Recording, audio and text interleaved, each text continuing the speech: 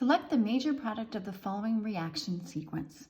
So in this problem, we are given a starting material and we are given a series of synthetic steps to follow to make the product. So the best way to approach this is to start at the beginning and draw the product of each individual step. So we're starting with an alkene.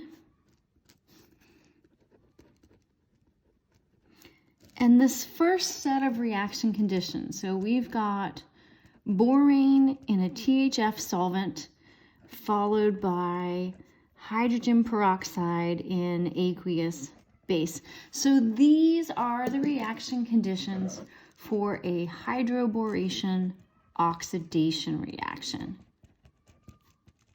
And so this is one of the three conditions that you were introduced to that could take an alkene and make an alcohol. And specifically, hydroboration oxidation gives you the anti-Markovnikov alcohol. So that means the less substituted alcohol. So that means that the hydrogen will be adding to this more substituted carbon, and we have an alcohol adding to this carbon atom. So make sure you draw that carbon atom and then a bond to the alcohol. Take care that you don't accidentally turn this carbon atom into an oxygen. You have to have the carbon atom and then a bond to that oxygen. Okay. And then the third set of reaction conditions we see is hypochlorous acid.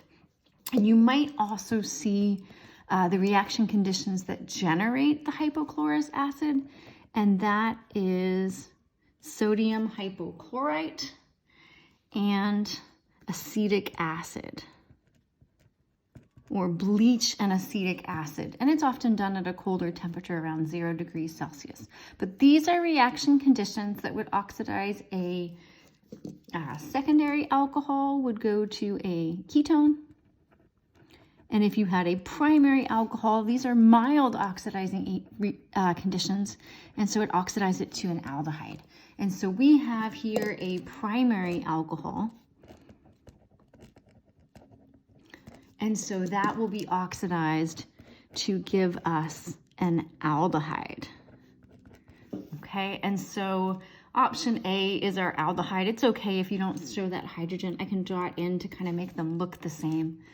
But that is definitely the product of this reaction sequence.